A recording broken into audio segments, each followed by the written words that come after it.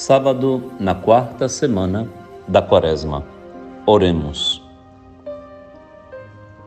Senhor, na vossa misericórdia, dirigi os nossos corações, pois sem o vosso auxílio não vos podemos agradar.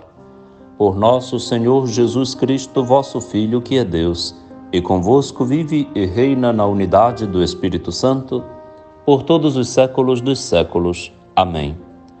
Proclamação do Evangelho de Jesus Cristo, segundo João, capítulo 7, versículos de 40 a 53. Naquele tempo, ao ouvirem as palavras de Jesus, algumas pessoas da multidão diziam: "Este é verdadeiramente o profeta." Outros diziam: "Ele é o Messias." Mas alguns objetavam: "Porventura, o Messias virá da Galileia? Não diz a Escritura que o Messias será da descendência de Davi e virá de Belém, povoado de onde era Davi?" Assim, houve divisão no meio do povo por causa de Jesus. Alguns queriam prendê-lo, mas ninguém pôs as mãos nele. Então os guardas do templo voltaram para os sumos sacerdotes e os fariseus, e estes lhes perguntaram: "Por que não o trouxestes?" Os guardas responderam: "Ninguém jamais falou como este homem." Então os fariseus disseram-lhes: "Também vós deixastes enganar? Por acaso algum dos chefes ou dos fariseus acreditou nele? Mas essa gente que não conhece a lei é maldita." Nicodemos, porém, um dos fariseus, aquele que se tinha encontrado com Jesus anteriormente, disse: "Será que a nossa lei julga alguém antes de o ouvir e saber o que ele fez?" Eles responderam: "Também tu és galileu, porventura? Vai estudar e verás que da Galileia não surge profeta." E cada um voltou para sua casa. Palavra da salvação. Glória a vós, Senhor. No Evangelho de João, o cerco vai se fechando contra Jesus. Agora temos, no capítulo 7, saltado o belíssimo capítulo 6 do discurso do Pão da Vida, com mais de 70 versículos. Agora temos Jesus de novo em Jerusalém, que é questionado por tantos conceitos que se tem sobre ele. Uns dizem que ele é o profeta verdadeiro, outros que ele é o Messias, na linguagem popular, mas os judeus, os fariseus, os mestres da lei, a classe alta não aceita isso. Dizem que este rapaz é galileu, e nas Escrituras não consta que o Messias virá da Galileia. Virá sim da descendência de Davi, que era de Belém, e portanto, no mínimo, deve surgir de lá o Messias, de Belém. Eles mal sabiam de onde Jesus havia provindo. Seu pai era da descendência de Davi, São José, e ele nascera em Belém no recenseamento que Quirino mandou fazer, que o imperador Augusto organizou no Império. Era necessário então conhecer a fundo para não falar bobagem, mas quem não sabe, fala as bobagens que tem. E então atacavam Jesus. E atacavam aqueles que convalidavam Jesus como o profeta e o Messias. Queriam prender Jesus e obrigar os guardas do templo a fazer isso, e todavia os guardas não prenderam Jesus porque ficaram encantados com a sabedoria que saía de sua boca. Ninguém jamais falou como este homem. Faz bem ouvir Jesus. Não há nele ilusão, nem bobagens, nem bagatelas.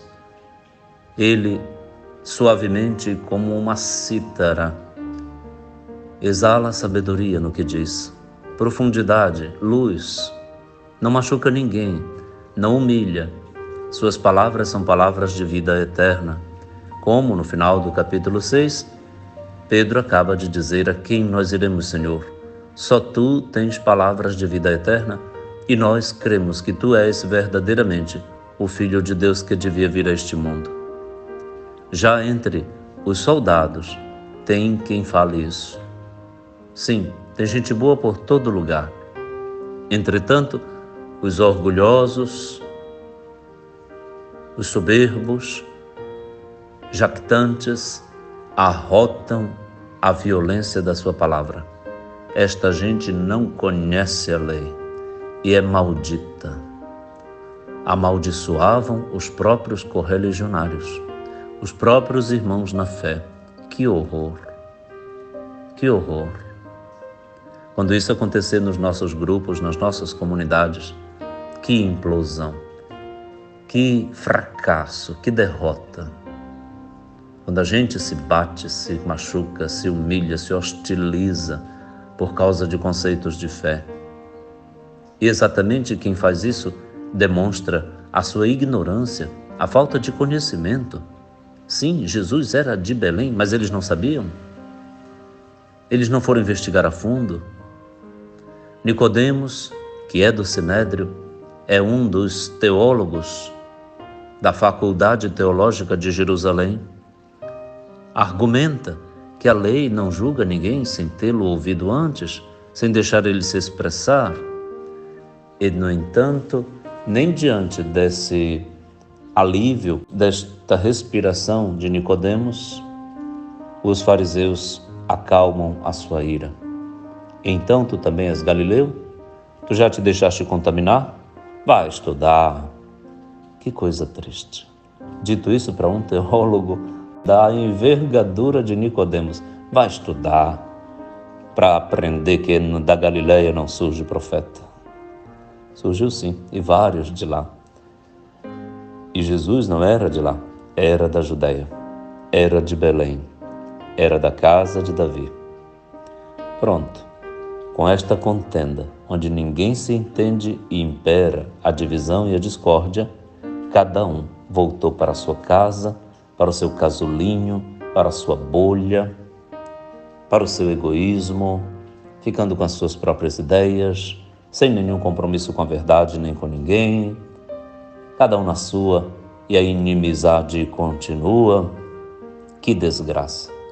Deste modo, o judaísmo estava perdido, estava a ponto de ruir, estava na ruína. Desse modo, qualquer grupo e religião hoje também entra num caminho de arruinamento. Se cada um agora se põe a falar contra o Papa, contra o Bispo, contra isso, contra aquele, arrotando sabedoria que não tem, que não estudou, que não é capaz sequer de argumentar ou mesmo de amar. Uma sabedoria que não vem do amor é orgulho ferido, é jactância, é soberba, é do demônio, não é de Deus. Ainda que venha de uma pessoa vestida de batina, de hábito, não, de báculo na mão, de cruz peitoral no peito, não. Quem for contra o Papa vai contra o Espírito Santo. Quem for contra o Papa vai contra o Espírito Santo, não vai se dar bem. Desaconselhamos. Desaconselhamos ir contra o Santo Padre, quem quer que seja. Ainda que seja o maior doutor da Igreja em teologia ou em Sagrada Escritura ou em moral, ou em direito canônico, em história ou em qualquer outra área da ciência teológica ou da ciência civil. Não vai se dar bem, não vai acabar bem. Eu prefiro ficar com o Papa do que com quem fala contra ele. Voltemos ao Santo Padre. Fiquemos com o Santo Padre, o Papa Francisco. Qualquer outra proposta, além de indecorosa e antifraterna, é falsa. Não levará ninguém à unidade da fé e ao vínculo da paz. Que Deus nos dê a graça da unidade, da paz e da alegria. Aí está o reino de Deus. Pai nosso que estais nos céus, santificado seja o vosso nome. Venha a nós o vosso reino. Seja feita a vossa vontade, assim na terra como no céu. O pão nosso de cada dia nos dai hoje. Perdoai-nos as nossas ofensas, assim como nós perdoamos a quem nos tem ofendido.